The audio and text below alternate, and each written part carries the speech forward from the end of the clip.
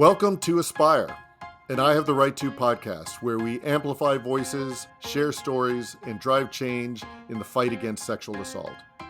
We explore the critical issues surrounding student safety, institutional accountability, and survivor empowerment. In every episode, our goal is to provide insightful conversations with survivors, experts, educators, and advocates, giving you, our listener, valuable information, resources, and actionable steps to create safer environments and cultivate a culture of respect and consent.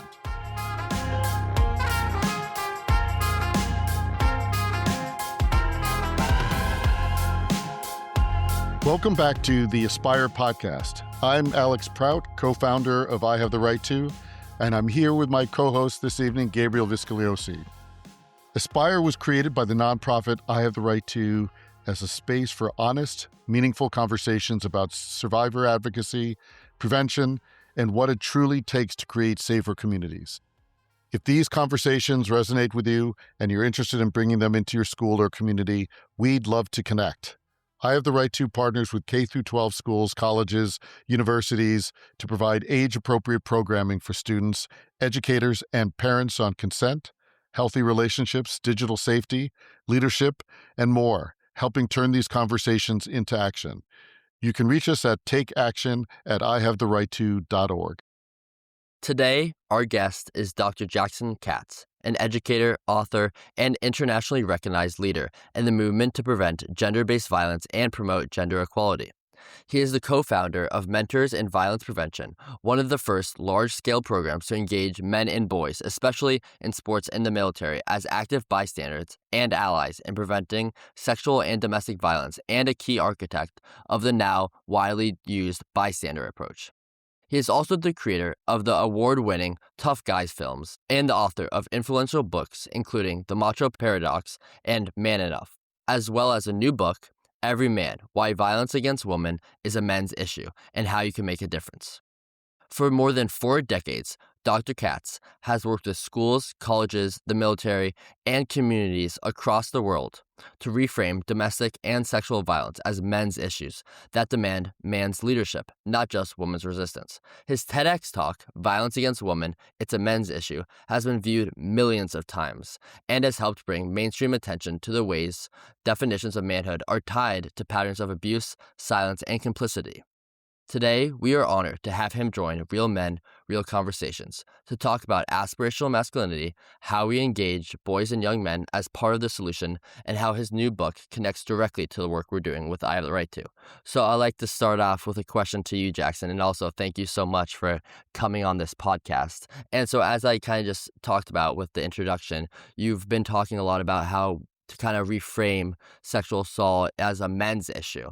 So with that and how you kind of communicate with men's about that and kind of making it more about men's issues that require leadership as well. And for kind of all these young boys and men who are listening, how would you explain that shift in language in a way that kind of feels inviting for men and boys so they feel included and want to be a part of that change and recognize it as a men's issue? Sure, Gabriel. But first, let me say thank you very much. Thank you to yourself, to Alex, and all your colleagues to have invited me to be part of your podcast.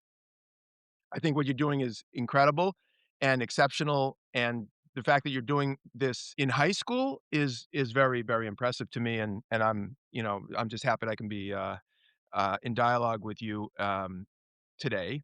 Let me just say frankly, because I think we need to be blunt about this.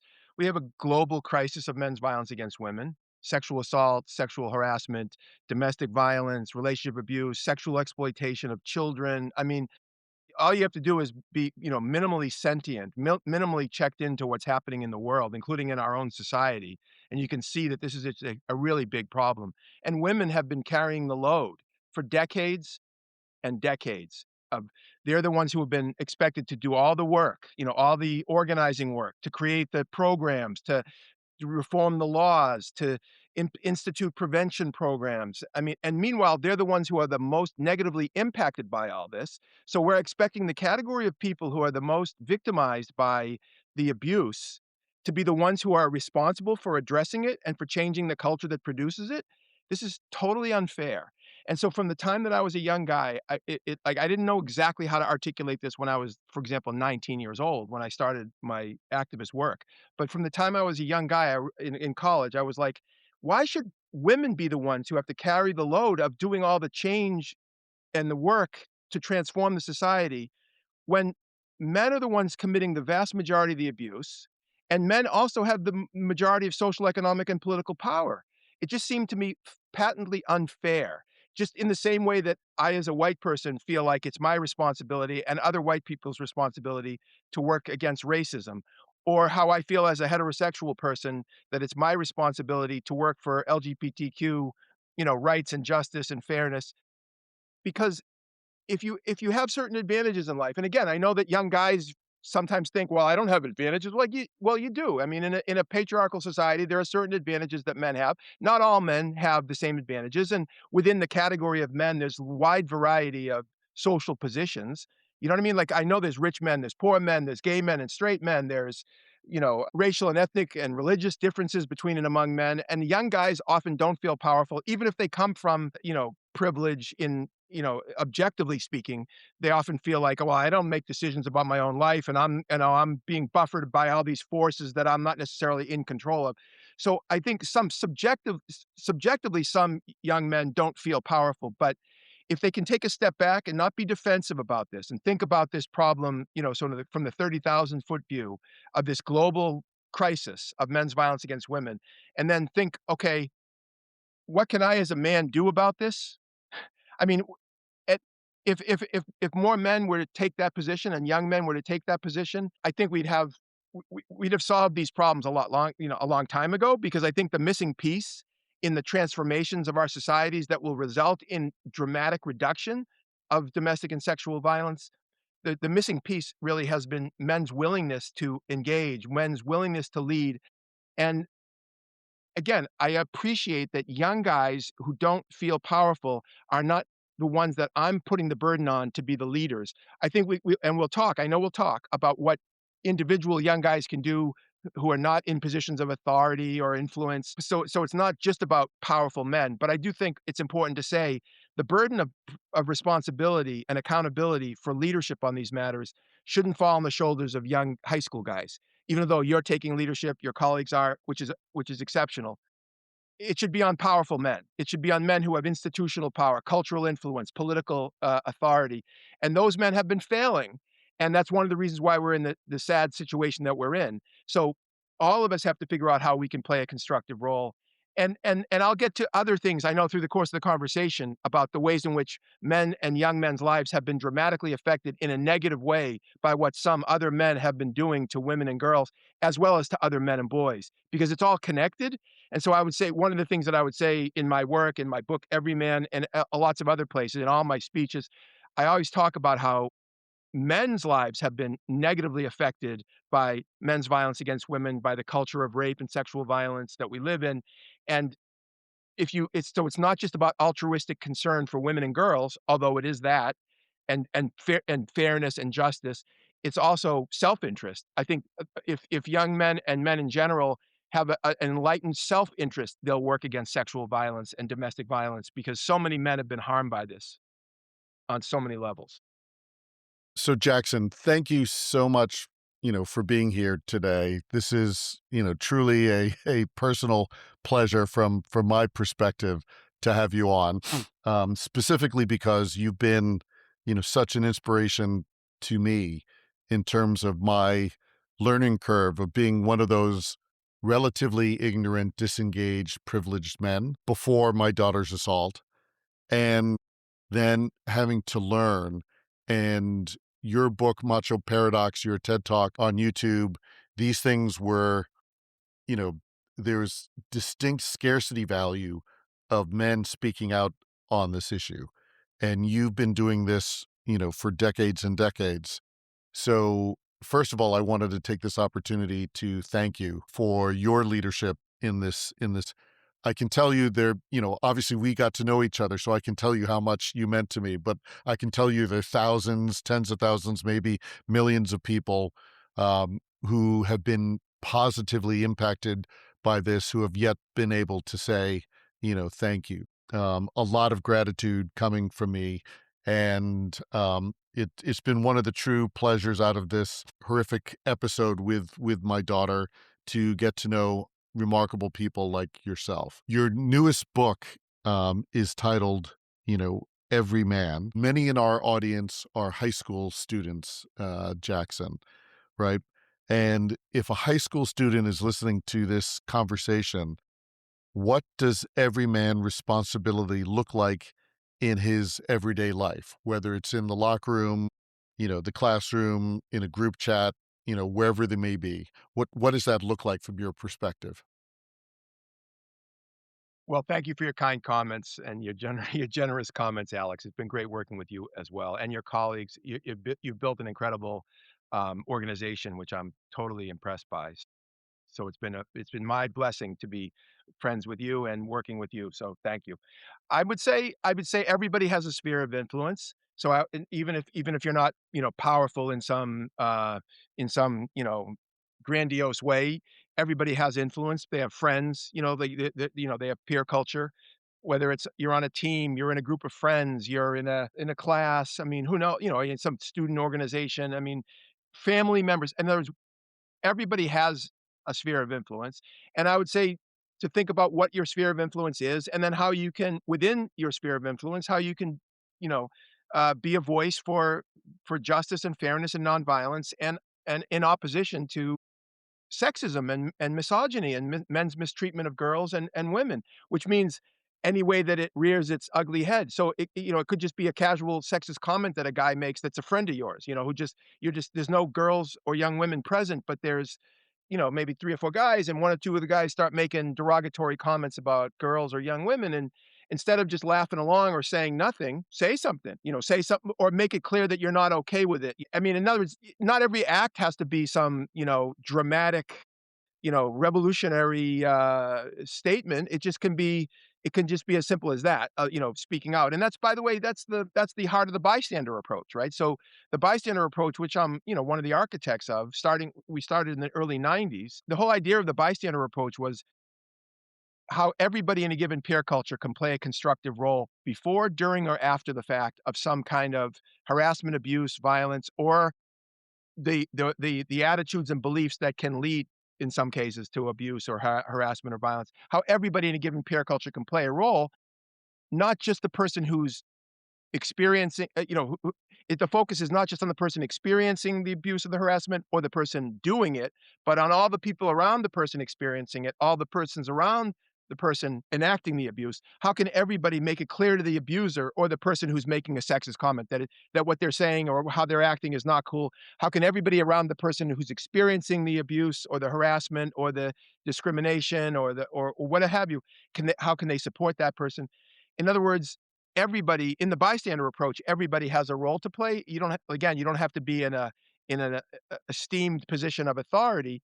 But I would say though, Alex, that the person who speaks up, like the young guy who says to his friend who's just, made a derogatory comment about girls, that like a sexist comment, or a misogynist comment, the guy who says something to his friend like, hey, that's not cool, or could you say something? Could you talk about it a little differently? I'm not comfortable with that kind of language, or whatever the person says. The act of saying something in that situation is an act of leadership. That's what a leader does. A leader is somebody who sees in it, like, for example, who sees a situation of injustice, and while other people might be reluctant, other people might be anxious, other people might quietly be saying to themselves, "That's not cool." A leader is somebody who says, "You know what? I'm gonna do something, even though it might not necessarily be, comfortable. I'm gonna say something. I'm gonna do something, because it's the right thing to do." And so I would say to, young person, especially a young man, who are you and who do you wanna be in the world? Do you wanna be the kind of person who sees injustice and makes excuses for why not to get involved, or put your head down and pretend you didn't hear what you just heard? Or do you wanna be the kind of person who says, "You know what? I'm not exactly sure what to do, but I'm not gonna do nothing because I don't wanna be that person." And again, I would say the analogy that I use all the time, because I think some men are more comfortable with this analogy, with racism. Again, if you're a white person hanging out with a group of fellow white people, and 1 or 2 of your fellow white people start making derogatory comments about people of color, if you don't say something and other white people don't say something to make it clear that you're not okay with that, then how can you say that you're not, in a sense, part of the problem? And how can we flip being part of the problem to being part of the solution? Well, the way to do that is to break the silence. But having said that, I also, in my teaching on the bystander approach, I don't say that you always have to, in the moment that something happens, jump in and do the most extreme intervention, because that's totally unrealistic.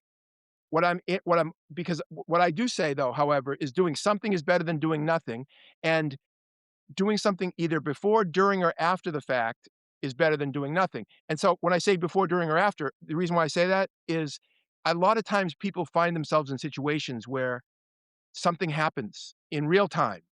Like somebody makes a comment, somebody acts in a certain way, somebody does something that's really off-putting, and people don't know what to do. And they often freeze, and when they freeze, they often then like retreat. And it's a human reaction. So this is not judgmental. I'm not judging this. I've been in situations like this myself, believe me. Even as an adult who's been doing this work for a long time, I find myself in social situations where, my God, I can't believe that this person just said this, and I'm the guy who goes around the world teaching that you're supposed to speak up, and what am I supposed to say here? Because it's difficult. So I'm not saying it's not, but just because you don't react in the moment by doing something doesn't mean you've forever lost the opportunity. So, for example, in the situation where a guy that is a friend of yours or a teammate or something like that makes a comment, you're not sure what to say, you end up saying nothing. Well, you could circle back, the next day or a couple days later and say, "Hey, dude, there was something you said the other day, and I just made me really uncomfortable. I just wanted to say, it's not cool. I know you're my friend, but that's. Could you think about something else? Next time before you say something like that about women, could you just think about it a second time? Because that's come on, you don't really believe it, do you? You don't really believe that, do you? Or something. And even though you didn't intervene in the moment, you still made a successful intervention. You've made it clear that where you stand, and that's way better than doing nothing. So I would that there's more to it, Alex, but I think these are some of the things that we can do within our own peer cultures, and each time you do it, it gets easier. Each time you've spoken like truth to power, or each time you've interrupted a sexist enactment or a comment or something, or stood with a victim, or stood with a survivor who's being mocked or ridiculed or discredited or disbelieved. Every time you stand up and say, "Hey, she has the right to say this. She's a good person, or and I believe her." Every time you do that, it gets easier for the next time. And if you're a high school student who's able, I don't mean just you like Gabriel, but obviously Gabriel, but also people listening to this. If you're a high school student and you're able to do that, you're way ahead of the curve, because you know what? There's a ton of adult men who are so-called mature and have adult responsibilities at all different levels, who when it comes to this subject matter freeze up and don't know what to say, and as a result don't say much of anything. And that's one of the reasons, by the way, why we've had a collective silence around the world from men on this subject matter, and why so many women are upset with men, and they're upset that men haven't stepped up. Yeah, I really can't wait to dive much deeper, into this conversation, Jackson. It might have to be multiple episodes because there's so much to dive into there. But I can tell you, you said it gets easier from the actor's perspective, right? In being an active bystander, or we refer to that person as an upstander within our lingo. I can tell you from a recipient's perspective, whether it was my daughter or myself in our family unit, when we had people speaking up on behalf of victims, on behalf of survivors, it had such an impact. So I do acknowledge that it is so hard, especially for younger people as they're developing their voice, to speak up. But we talk about this all the time in our org. Students spend thousands of hours studying academics. Why? To perform in the stressful environment of a test or exam. They spend hundreds of hours practicing sports or an instrument or drama. Why? To perform in that stressful moment of being on the stage or on the field in a critical moment. And this work of being an upstander requires practice as well. and getting that muscle memory built. So when you're in that situation, it does come more naturally. But also, please understand the recipients of it will feel an overwhelming sense of gratitude, relief, so many, unbelievable feelings that might help them continue on for another day when they think everything else is bleak and dark. Absolutely, absolutely, Alex. Can I actually just to build on that and this particular part of this conversation, in my book, Everyman, I have a quote at the beginning of the chapter on bystanders from Judith Herman, and Judith Herman, for your audience, is one of the founding figures in the trauma-informed care movement over the past, uh, half century. She's kind of a giant in the field, to be honest. But she wrote the following that I quote in my book. I'm just gonna read the quote, okay? It's, "Once bystanders begin to take a righteous stand in support of survivors, the power of the tyrant begins to crumble. For this reason, repairing the harms of tyranny first of all requires bystanders and the larger community to recognize their own moral responsibility and to take action in solidarity with those who have been harmed." So that speaks to your point, Alex, which one of the most powerful things like a young man could do for survivors is to take a stand publicly and support them, and even privately as well, but publicly and privately. And also, I want to say to your point about practice makes perfect, if you will. So when I started the MVP program, Mentors in Violence Prevention, at the Center for the Study of Sport in Society at Northeastern University in Boston back in 1993. So for your young listeners, it's like we had color TV back then. It wasn't black and white TV, but it was still a long time ago by your sort of life course. But it was a blip in time from my point of view. But anyways, in 1993, when we started the MVP program in the sports culture, the main teaching tool that we developed, the curriculum that we developed was called the playbook. And it was the MVP playbook. And the idea, because we're working in the sports culture. And again, we were working in the sports culture intentionally. That was my idea as a way to gain credibility with the dominant male culture in so many schools, which is the sports culture.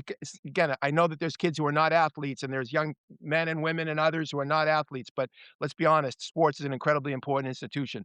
Anyhow, the name of the curriculum was the playbook because the idea was just to Alex's point, we put young men and women and others. It wasn't only it began as all male, but it became mixed gender. We put young people in these scenarios as real life bystanders, friends, teammates, classmates, colleagues, coworkers. But in the case of young people, it was mostly as friends and peers and teammates.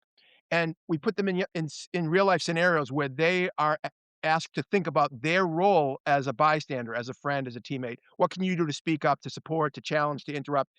And the theory of calling it a playbook was the same principle, is that if you in an educational space have an opportunity to talk about all these different dynamics of what's going on in peer cultures, what are the pros and cons of acting, what are the incentives and disincentives for this course of action or that course of action, and for the people in the group to not just hear from the experts at the front of the room, but to hear from each other. That, for example, young guys to hear from each other that that all of us have struggled, all of us have tried to figure out what to do in a given situation, and we often think we're the only one who's going through this process. When we see something, we hear something, we know of a situation, a relationship situation that's uncool. We often think, I'm not sure what to do, but I'm probably the only one who's really uncomfortable, so I'm just going to keep it to myself.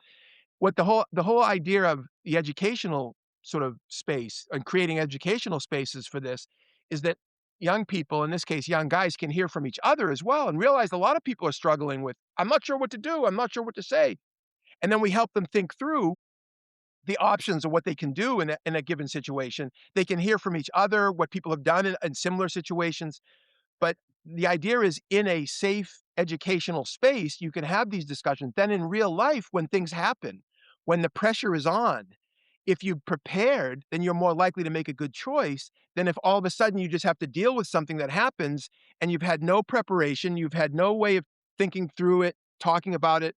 And I want to circle back to this, but part of my teaching is that this is really about ethical decision making as much as anything else. Because what you're doing when you're a bystander or an upstander, it's really you're going through an ethical decision-making process of what is my responsibility to the person being harmed? What's my responsibility to the person causing harm or potentially causing harm? What's my responsibility to the group, to the team, to the friendship network, to the class, to the school, and ultimately, what's my responsibility to myself? Like who am I and who do I want to be? And again, this is an ethical decision-making process that requires contemplation. It requires thinking it through. It requires, some quiet time as well as some dialogue. And I think, the failures of our educational system are such that we put young people in a situation where we know they're going to be confronting all these difficult interpersonal challenges in their peer culture around sex and violence and porn culture and internet spaces that are both rich in positive connection and also potential abuse. We know that they are in all these situations. Young people are in all these situations and all these peer cultures, and yet we're not providing them systematically with the tools to be able to make better choices. And then we throw our hands up in the air and say, oh, kids have it tough these days and we're not sure what, and then we're sometimes frustrated when they don't act the way that we think that they should.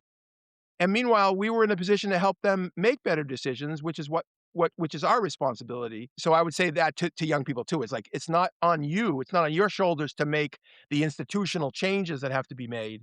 Although to the extent that you can influence those institutional changes, power to you. But people who are educators who are listening to this, people who are administrators, teachers, coaches, those of us who are in positions of creating the spaces for these kinds of dialogues have to step up our game because we're not doing a good enough job, to say the least. I think all of what you just said is so important for all of our listeners, but especially that about this bystander approach and how you can really become an upstander through that. And I think especially one of the things that we often talk about on this podcast with a lot of our episodes is aspirational masculinity. And that's also one thing that I like to talk about in BLB within my own school and try to bring that to different people of my community. And I think one of these main exercises that I often like to do is kind of the man box, but also what like a real man is versus what a stereotypical real man is. And then when I'm going through that side of what a real man is, who's kind of open, vulnerable, can feel all these emotions, is still courageous. And then I get to this socially constructed man or the toxically masculine man. And then it gets to all this aggressive and kind of dominant adjectives that we use.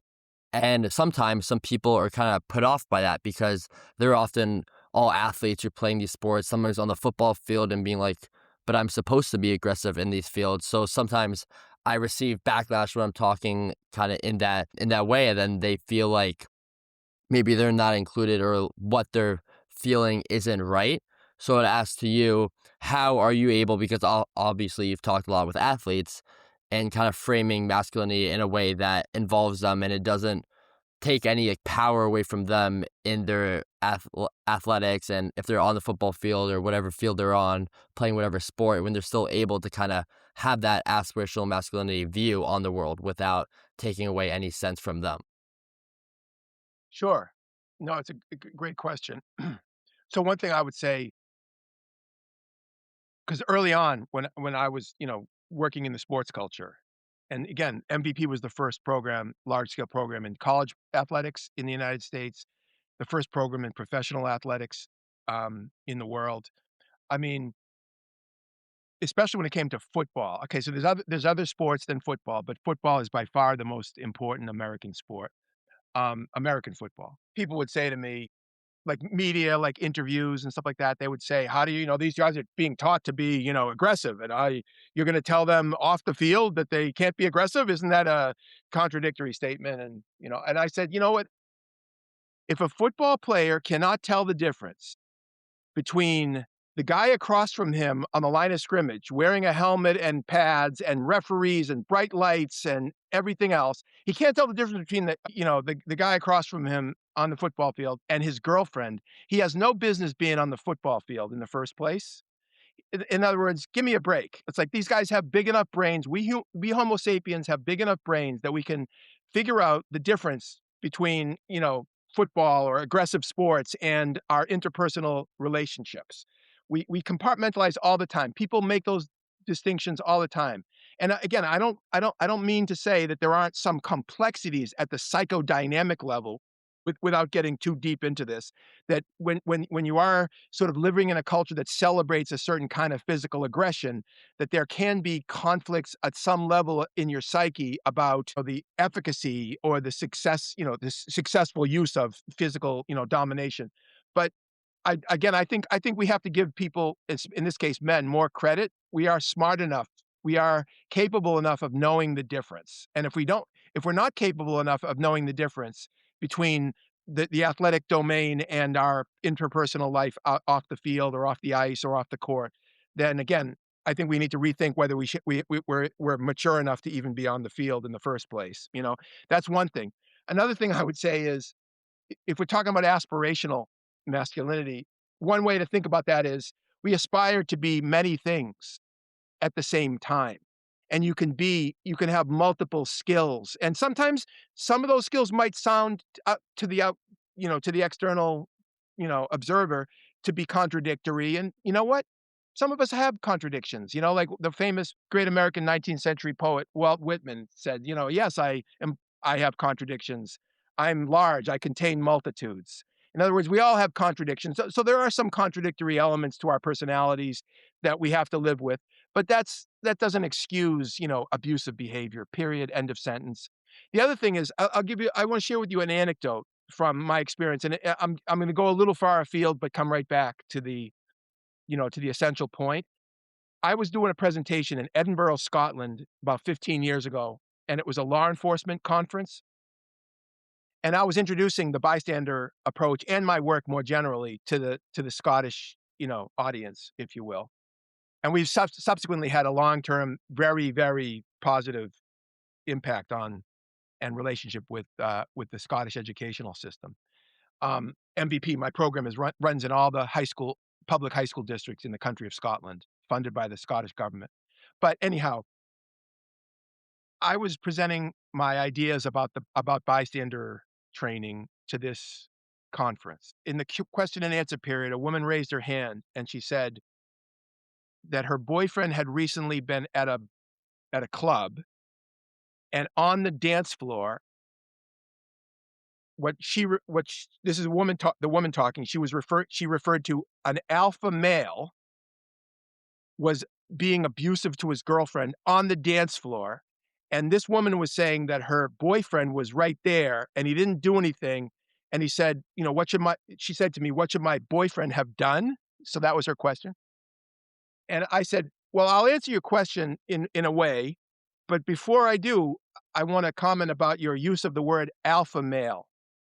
Because I said, if a guy is abusing his girlfriend on the dance floor, he is not an alpha male. He is a pathetic man who's got big problems. And alpha to me suggests something that you admire or aspire to, or at least that is a positive, designation. And if you're abusing a woman on the dance floor or anywhere, you're not somebody who I'm aspiring to or admiring. You're somebody who needs help immediately or accountability immediately. So that was one piece of it. So we have to think about, what does it mean to be alpha? What does it mean to be strong? What does it mean to be somebody you aspire to be? And by the way, one obvious quality to me, and not just me, I know it's not just me, but to be a strong man is to acknowledge your vulnerability. That's a strength, not a weakness. And somebody who can't apologize, who can't say, I'm sorry, or I made a mistake, or I don't know the answer, or I'm not sure how to deal with this, or I need help. That person, the person who can't acknowledge their vulnerability or their infallibility, is the opposite of a strong person. That's a highly insecure person. And a secure person, including in this case, a secure man, unlike, for example, our current president, who's modeling the exact opposite of what all of us have been teaching for the last 40 years or 150 years or 500 years. The exact opposite is being modeled for young men at the biggest stage in the world by the president. But again, the idea here is that if you're secure and strong, you don't have to pretend that you've got it all figured out, because no one has got it all figured out. No one is perfectly healthy and perfectly aligned with, their values are aligned with their behavior at all times. No one has no anxiety whatsoever, no doubts or insecurities. That's just fiction, and people who are totally unaware or unself-aware are the only kind of people who might say, I don't ever make a mistake, or I don't ever admit weakness because that's a weakness. That to me is so shallow.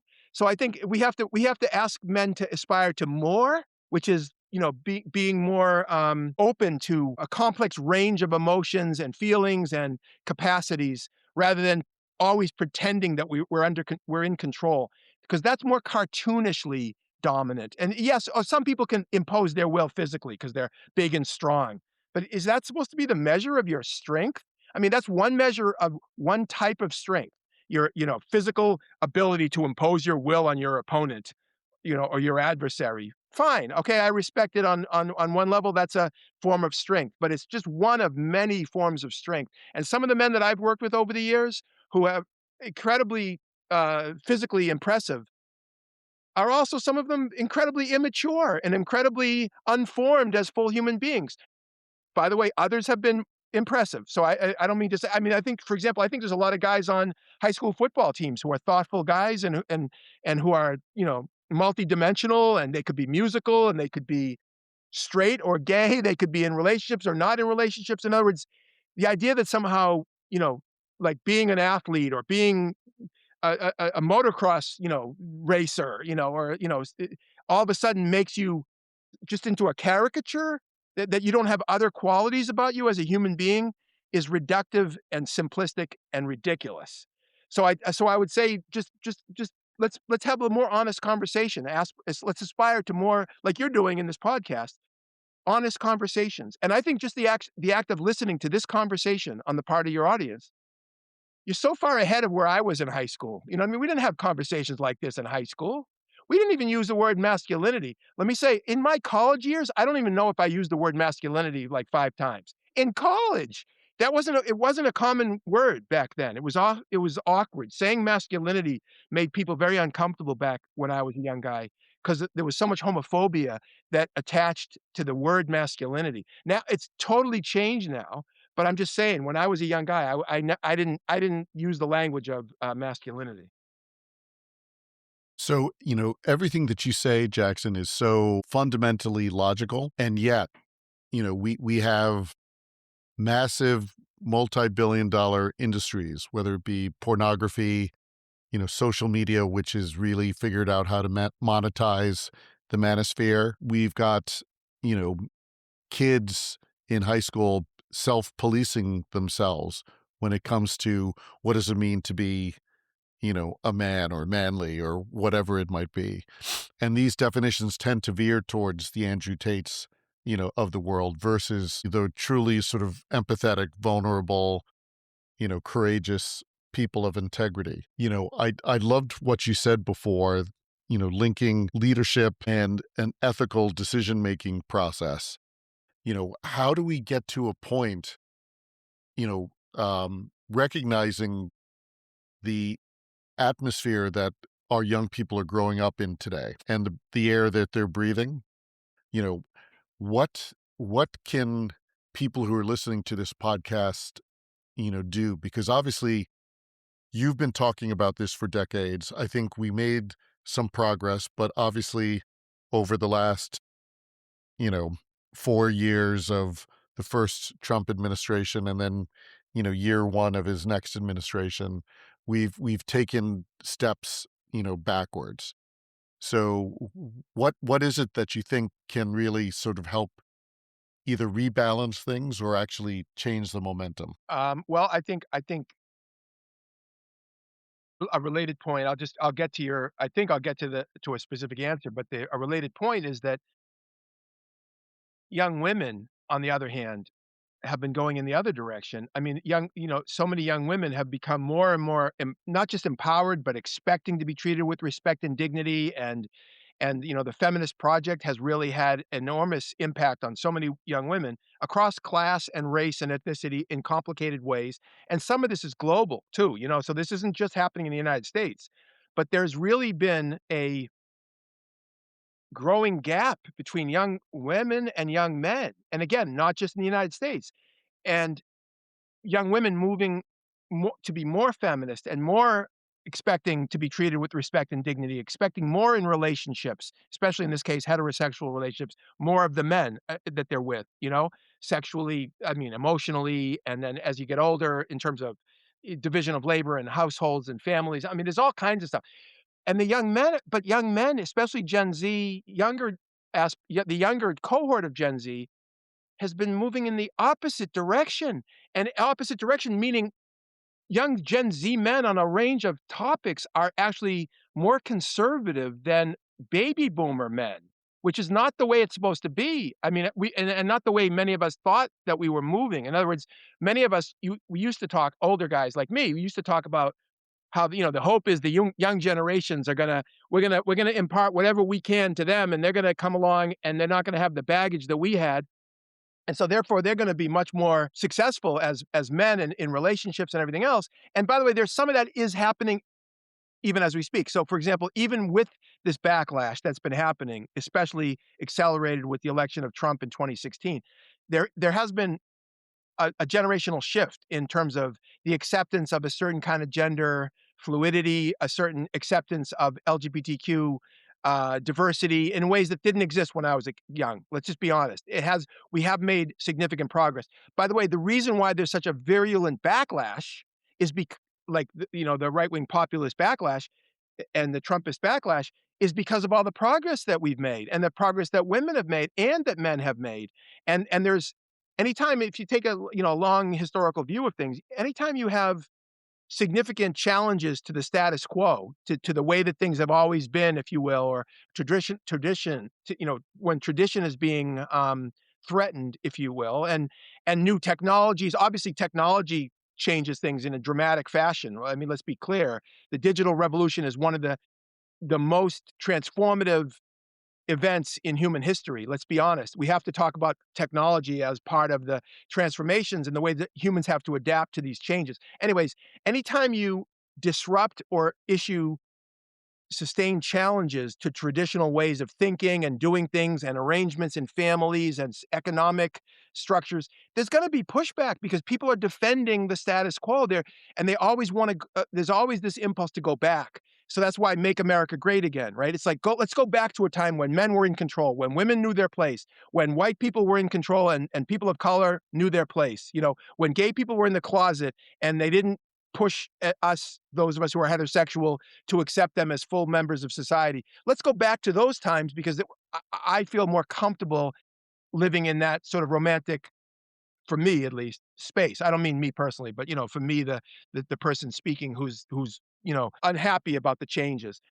There's always going to be that impulse to go backwards. I think that what we need to say to young men is, you have these agents of exploitation, like the Andrew Tates of the world, who are playing on your anxieties. They're playing on your insecurities, who are playing on the fact that this is a transitional time for many, many men, because we don't know exactly what is expected of us anymore, because we're pioneers of a new social order, and women's leadership and women's success in the education space, in the professions, in business, and in politics is so unprecedented. And so young men are having to deal with, like, what does it mean to be me? What does it mean to be a man? Am I supposed to be, how can I be strong on the one hand, but vulnerable at the same time? And I think a lot of young guys are confused, in part because a lot of older guys are confused, and we're not necessarily always providing the best guidance. And then you have these charlatans like the Andrew Tates of the world and the Myron Gaineses of the world and the Lux Maxer, the clavicular. There's a whole bunch of individuals who are sort of figuring out a way to monetize the anxieties and insecurities of young men. And because they've mastered the sales pitch and using the technologies of communication and the ecosphere that so many young men inhabit, right? The podcast universe, for example.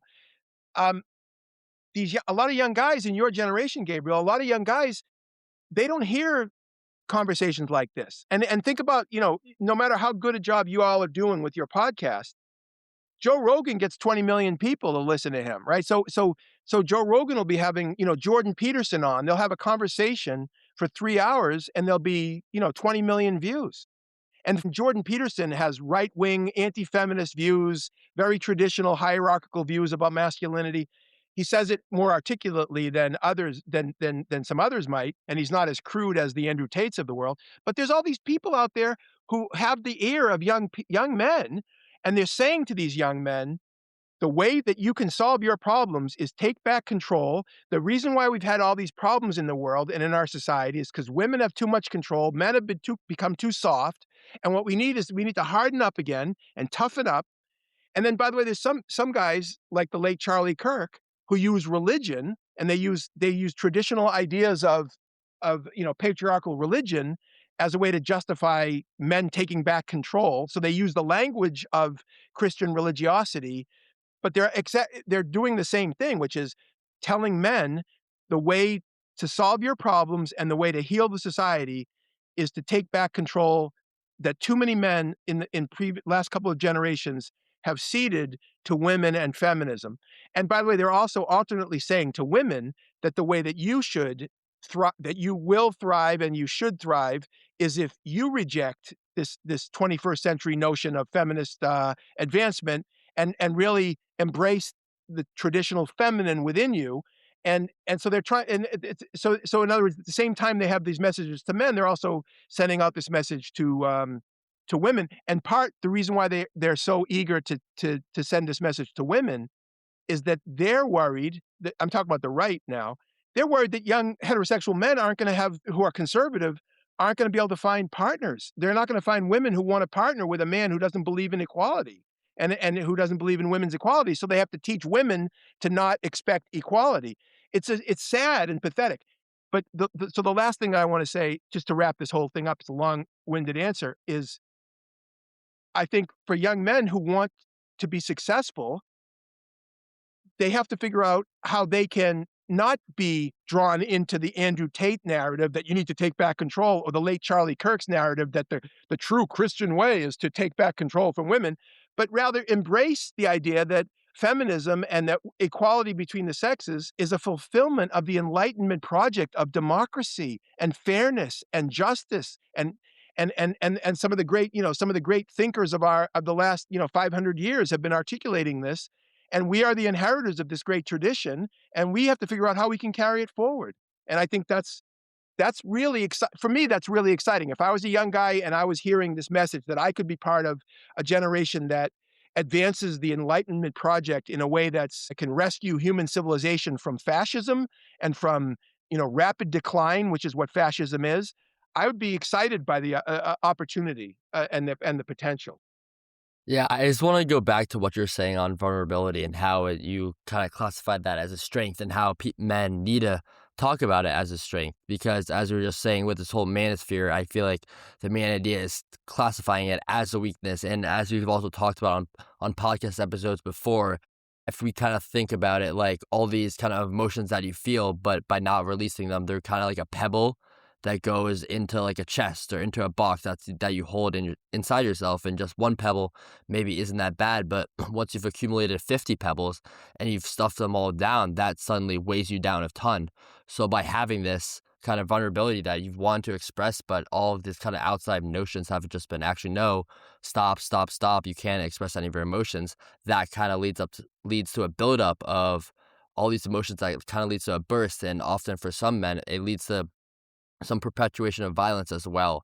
And so I would say, like, I know you've talked about how you can kind of classify vulnerability as a strength, but how can actually men make that into reality? Because for some men, it can be hard to maybe take that step and saying, okay, I had a pretty bad day today. Or maybe how can they make those smaller steps that can maybe transform themselves into being more open and to really take away those pebbles that were stuck inside of them for so long?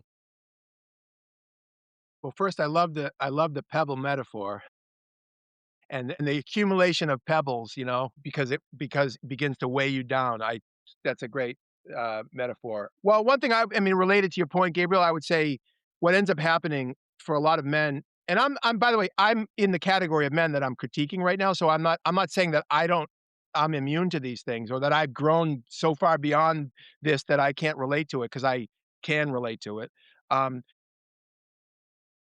but what ends up happening is a lot of men are so emotionally illiterate that they identify emotions that are nuanced and subtle and things like grief and anxiety and disappointment, and they often understand them and experience them and then express them as anger. And the reason why they do that is not because they're necessarily angry at the heart of it, but because they don't identify the other emotions and they don't know what to do with those other emotions because they can't, in some cases, can't even identify them. But the one emotion that is socially acceptable for men in a traditional way is anger. So what you have is a lot of men move immediately from vulnerability to anger. In other words, instead of feeling vulnerable, they get angry.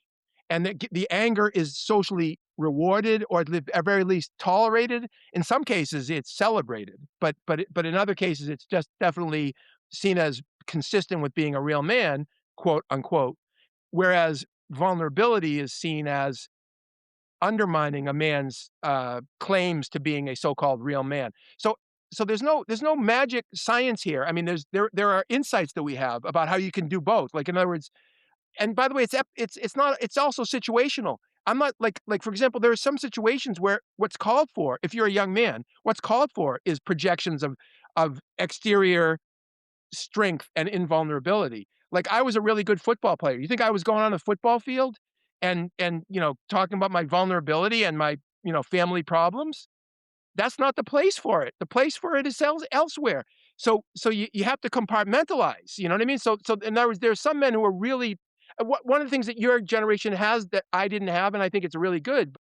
You have all these men who have been extremely accomplished as athletes who are willing to come forward and publicly do public service announcements and say, I'm one of the best athletes in my sport. I'm a professional athlete at elite level, but I have panic attacks, or I have mental health challenges. I've been struggling with depression. And I think it's important that that I've gotten help and you can too. This is important because then the argument, for example, that a real man would never acknowledge weakness. Real man would never acknowledge vulnerability. It's just total BS. It's like there's all kinds of powerful men who acknowledge it all the time.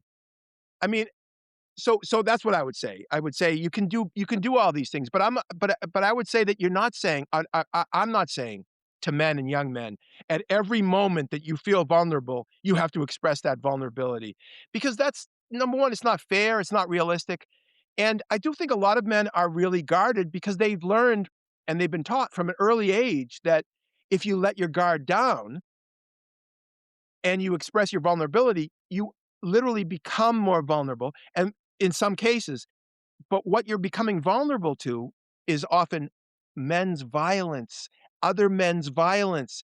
And so this is one of the reasons why men's violence against women is so directly connected to men's violence against other men.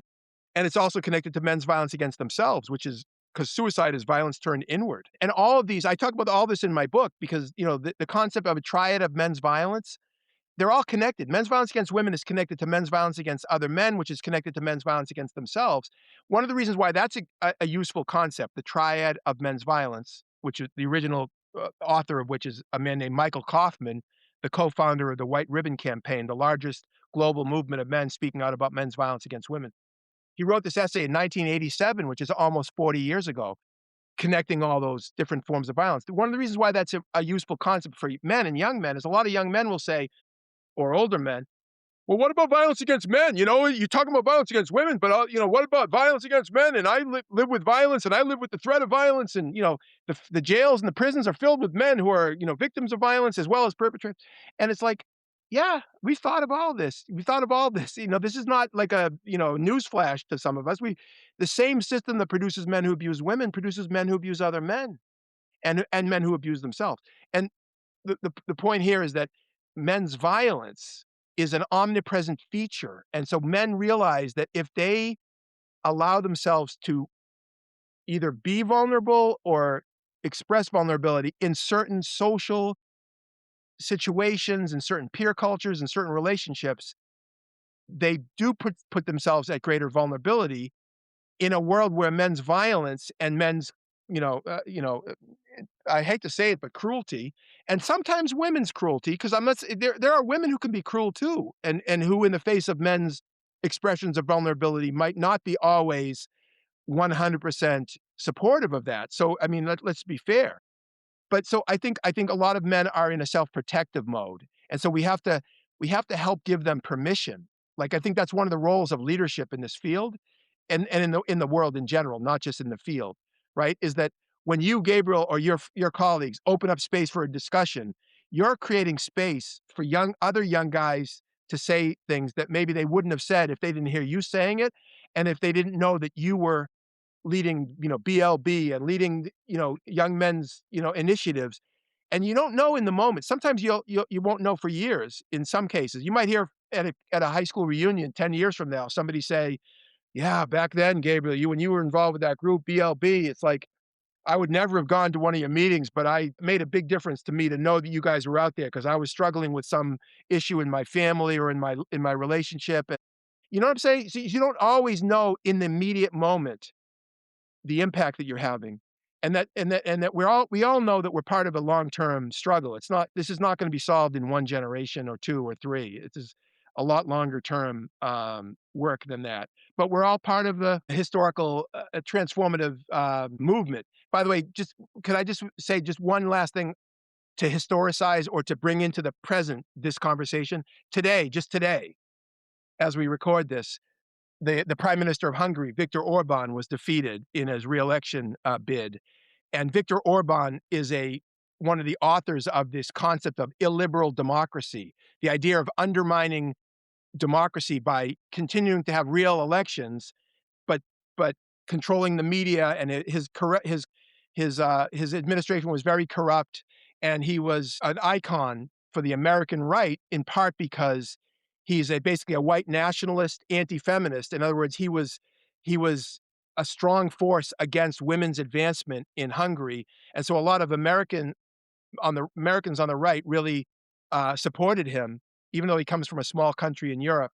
And he was just defeated today, and that's a really positive thing because democracy, in this case, his notion of illiberal democracy wasn't enough to protect him from the democratic process, working its way, moving its way forward. I just wanted to say that because it's a hopeful thing. Because if people get together, if young men, for example, join with women as their partners and allies instead of as their antagonists, instead of seeing young women as the opposition, but rather, how can we partner with each other? How can we work together, young women and men and non-binary people, to advance fairness and justice? Everybody benefits, and not just women, but men too, in terms of better relationships and a better sense of connection to yourself and to others.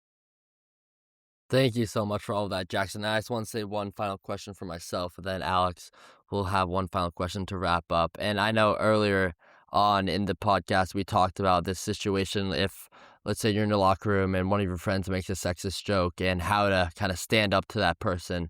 But then also, I think for some of our listeners, maybe someone has made one of those jokes, but let's say they've stayed silent and they haven't said anything, or maybe one of their friends did something that caused them harm and you felt like you should have said something, but you never did, not before, not during, or after, and you feel like now you're a part of the problem. How can you kind of change yourself and feel like you can actually now make an impact and become part of the solution rather than staying quiet and in the background and not losing faith that it's all over now that you didn't stood up once and you can actually do it something now? How can you kind of change that perspective for young men? Well, I mean, I think there's no better time than the present. You know what I mean? If I had to go back throughout my life and think about all the situations that I didn't do what I wish I had done, I would be paralyzed and not doing anything. So I would say, don't be too hard on yourself. Maybe you didn't live up to your best sense of yourself at one point, but you're a young guy. You know what I mean? Like,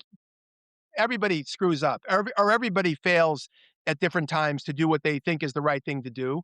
But you get it, you grow. That's what growth is, right? It's like if somebody, for example, somebody who changes their mind, changing your mind on something doesn't is not a sign of weakness. It could just be a sign of, I know more now than when I had a previous position. Now I know more, so I don't have my previous position because I'm smarter. I'm more knowledgeable. I'm more. My depth of understanding is greater, and so then I'm going to make a better decision next time. So I would say, don't be too hard on yourself. Brush it off and figure out how to do better the next time. That's what I think. And And there's a famous quote that I often use from Heraclitus, ancient Greek philosopher historian. He said, you can never enter the same river twice, which is profound, isn't it? Um, but it's true because the river is flowing by, right? But even though you can't ever recreate the exact moment that something happened, there's a new moment right in front of you right now. It's like the time to take that step forward is right now. You know what I mean? That's what I would say. And give yourself a break if you feel like you should have said something and done something.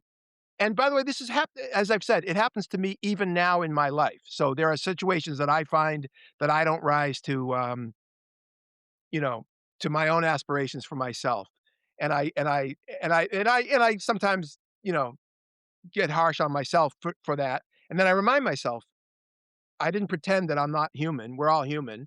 And if you're pretending, I mean, if you're acknowledging that you're human, you're acknowledging that you're vulnerable. You're acknowledging that you don't have it all figured out and that you're just doing your best. And I think women have been asking this of men. Women aren't saying they want men to be perfect. I think they're saying we want men to be trying harder. I think they want men to be more present. They want men to be and young men to be, more strongly allied with them because they want to just be treated with respect and dignity, and they're frustrated that not enough men and young men stand with them in their struggle to be taken seriously and treated with respect and dignity.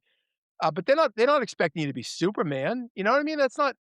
By the way, one thing that let me just say this because just to get it on the record because of your audience and your generation's experience, I know, believe me, that when men do speak up and say some of the things that I've been saying matter of factly, like that I've been articulating matter of factly, that there's going to be pushback, right? I have a whole chapter in my book called Pushback because it's so predictable. I know exactly what the range of possible critiques are of the things that I've been saying. What social media has done in your generation that didn't exist in my generation is that it's given a lot of really insecure and sometimes abusive men a platform to bully and mock people and have a voice in doing that. And so, for example, it's easy to sit at your computer or sit on your phone and say, what are those saying? That simp, that beta male, you're going to listen to that beta male give you his BS about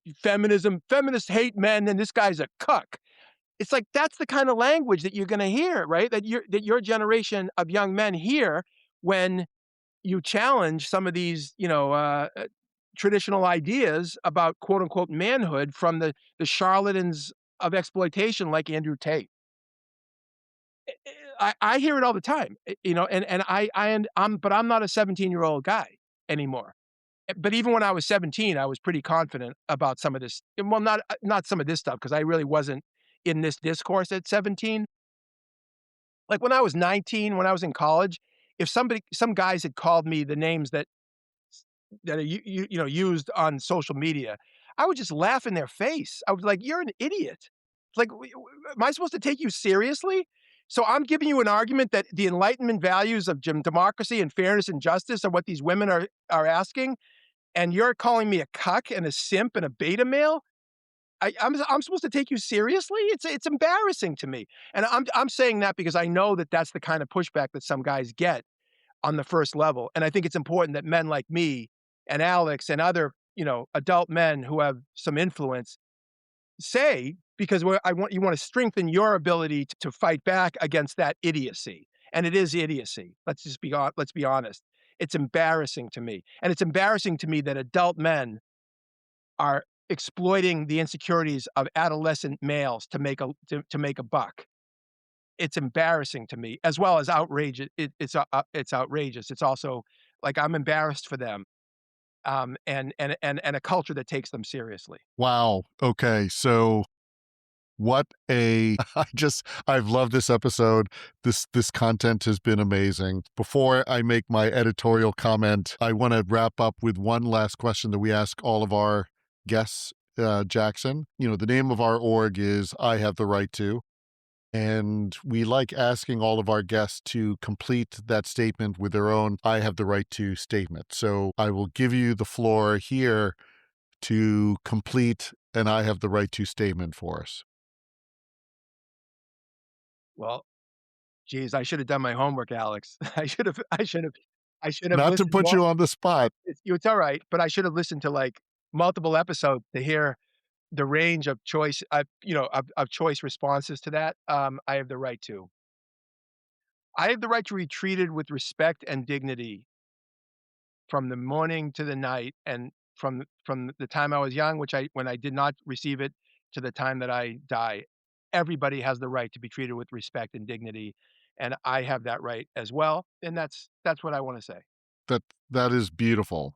And actually, the motto of our org, you touched on it, is safety starts with respect, because we do believe respect is a one fundamental that needs to exist throughout our society. So that was a beautiful comment. Thank you. And Jackson, what a powerful conversation. I love the passion that you bring to the table on this issue. And you are one of the beacons for men in our society. And you have, and I say a beacon because you have the content, you have been doing this for such a long time. You've been so consistent over the decades with the messaging. And I certainly hope our listeners can be activated by what we've discussed today. This issue of aspirational masculinity is really one where we're looking to help other men be the best versions of themselves, right? We're not looking to give up anything, to take anything away. Jackson, I love the way you deride this whole comment of male allyship. I agree with you 1,000% on that, that men should help, you know, others with this. We need to help ourselves first. It's like, put on the oxygen mask for yourself before you put it on for someone else.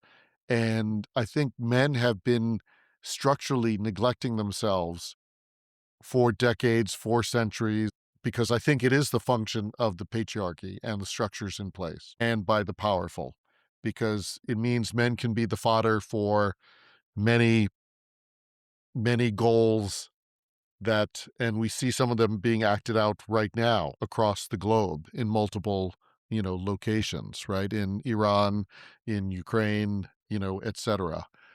And I think this is a movement for men helping men and us being, you know, better versions of ourselves. So I definitely want to ask you to come back, because we not even touched the tip of the iceberg in terms of what we can cover. But we've already gone past an hour of conversation, which I knew would be easy. But to our listeners, please go out and buy Jackson's book, Every Man: Why Violence Against Women is a Men's Issue and How You Can Make a Difference.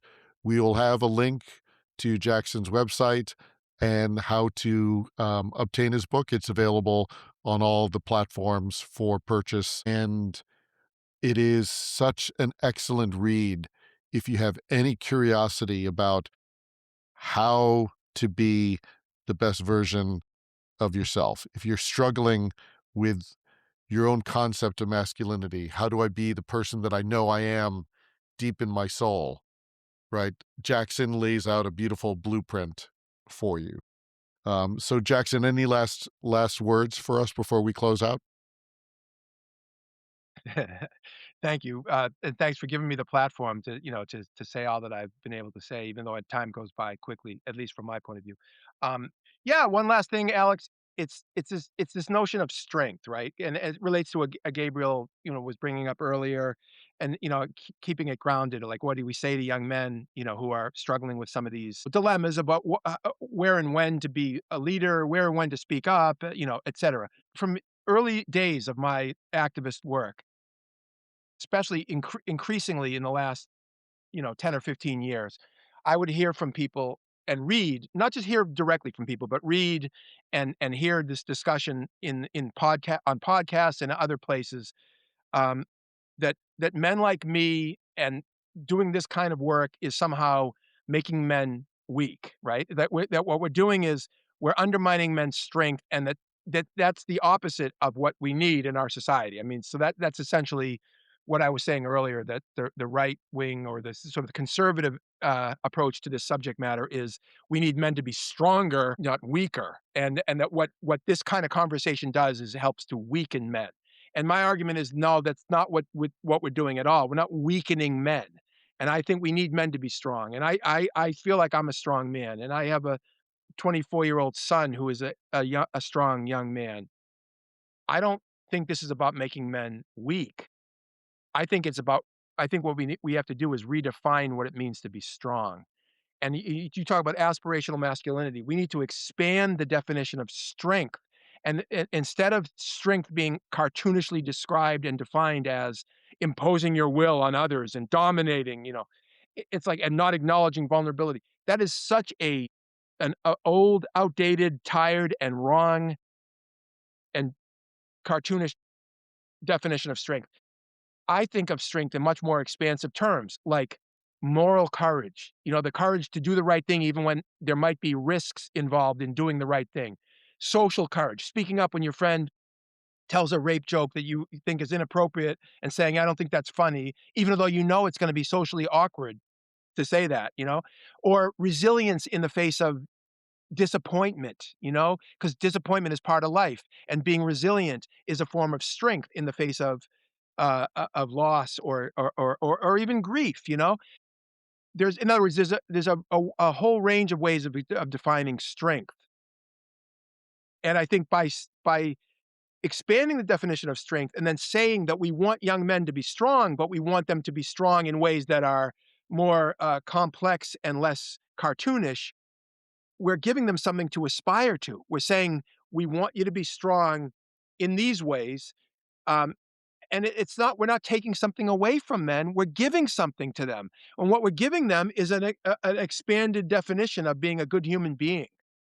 And if you're a man, being a strong and good man. And by saying it like that, it's a reframe. So much of what I've been saying in this conversation is reframe. Is reframing and thinking about it from a different, optic, or using a different optic to observe and think about this subject. And so I think this is what I think I do in my work, or I try to do in my work, is to try to yes, you were challenging men. We're saying we need more from you. We're not getting enough, and we do need more. We need more from white people. We do need more anti-racism from white people. We do need more support for LGBTQ from heterosexual people. Yes, we do, and I don't feel at all constrained in saying that. But it's not because I'm anti-male, or I'm harshing on guys or white people. It's because I expect more, because in a positive way, I think you're capable of more. We're capable of more. So I think, but reframing it this way as a positive challenge to men and young men, I think we have some hope. I think there's hope that calling men into good behavior rather than calling them out for bad behavior, the world can change within that reframe. And I think those of us doing the work, Gabriel at your level in high school and your organizing work, Alex and I at our level in our lives and our professional lives or whatever, we're helping to create the space for this reframe. And I applaud you for that. And I appreciate that you gave me the opportunity to be part of it. So thank you. Thank you so much for that, Jackson. I thought those were some great last points. And thank you to all of our listeners for tuning in to this episode. I think, as Alex and I often say after every episode, I think this definitely was the best episode yet. So thank you, everyone, for tuning in, and we're looking forward to another amazing episode.